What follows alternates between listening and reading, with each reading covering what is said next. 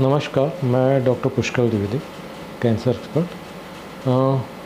Immunotherapy को लेके बहुत से प्रश्न पूछे जा रहे थे, तो मैं आज उसी पे बात करने की कोशिश करूँगा। इम्यूनोथेरेपी एक नया ट्रीटमेंट है। 2018 में इसके ऊपर जिन वैज्ञानिकों ने इसकी खोज की थी उनको नोबेल प्राइज़ मिला मेडिसिन में, और उसके बाद ये चीज़ आम लोगों के बोलचाल में, आम लोगों के नॉलेज में ये चीज़ आई।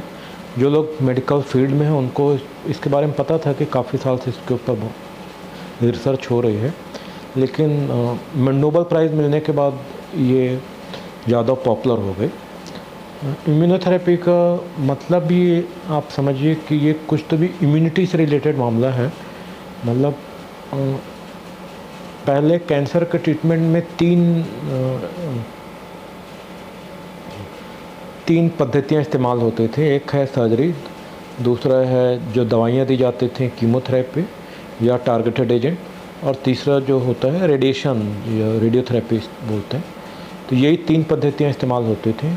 अब जो चौथी पद्धति इस्तेमाल होती है जिसको कि हम इम्यूनोथेरेपी बोलते हैं। इम्यूनोथेरेपी को fourth pillar of cancer treatment बोला जाता है, मतलब कैंसर के इलाज का चौथा आधार स्तंभ। मतलब पहले जो तीन आधार स्तंभ थे, ऑपरेशन, कीमोथेरेपी, टारगेटेड थेरेपी और रेडियोथेरेपी, इसके अलावा जो चौथा आधार स्तंभ आया वो है इम्यूनोथेरेपी।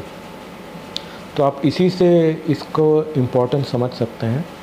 इसको गेम चेंजर बोला जा रहा है। गेम चेंजर मतलब ऐसी बीमारी, ऐसा इलाज जो कि इस बीमारी के ट्रीटमेंट में नई दिशाएं खोल रहा है। नई दिशाएं मतलब पहले स्टेज 4 के कैंसर पेशेंट के लिए ट्रीटमेंट में ऑप्शन सब पैलिएटिव थे। पैलिएटिव मतलब आप उसकी लाइफ कुछ आगे बढ़ा सकते हैं, उसका जीवन कुछ आगे बढ़ा सकते हैं, उसका पेन कम कर सकते हैं, सफरिंग कम कर सकते हैं, तकलीफ़ कम कर सकते हैं, पर क्योर होने का चांस नहीं होता था।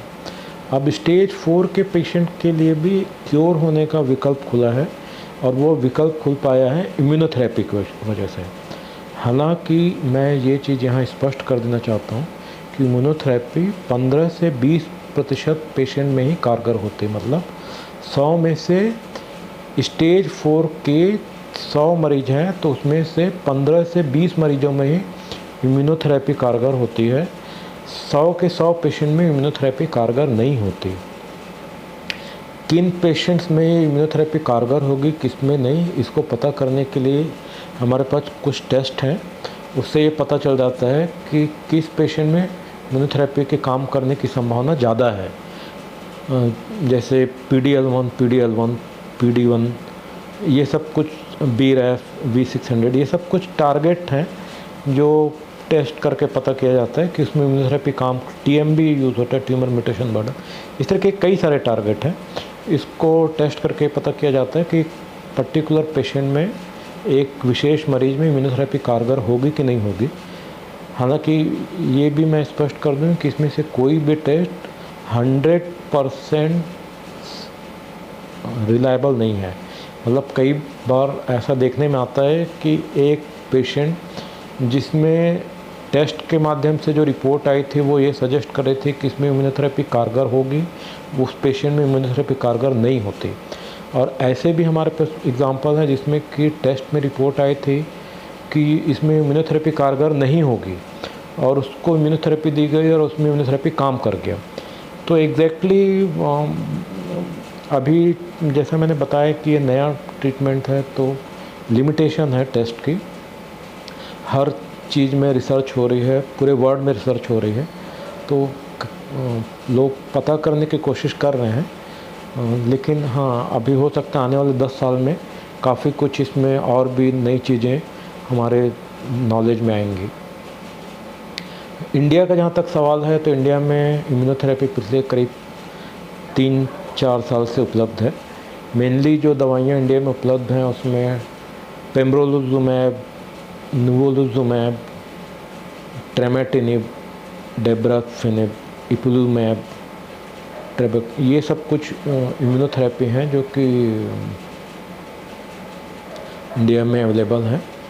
अभी ये सारी दवाइयाँ काफ़ी कॉस्टली हैं, क्योंकि इसका जेनरिक नहीं आया है। जेनरिक मतलब जैसे एक दवाई होती है जिसको एक कंपनी डेवलप करती है, कुछ साल बाद उसको बाकी कंपनियां कॉपी कर लेती हैं, फ़ोटो कॉपी कर लेते हैं और उसको कम रेट में उतार देते हैं। पर ये बीच में कुछ कॉपीराइट का पीरियड होता है, उस कॉपीराइट पीरियड के दौरान उसका आप जेनरिक या फ़ोटो कॉपी करके मार्केट में नहीं लॉन्च कर सकते। तो इम्यूनोथेरेपी में अभी वो टाइम पीरियड चल रहा है, इसलिए इन सारी मेडिसिन के जेनरिक मार्केट में अवेलेबल नहीं है, इसलिए दवाइयाँ महंगी हैं। महंगी मतलब महीने का कॉस्ट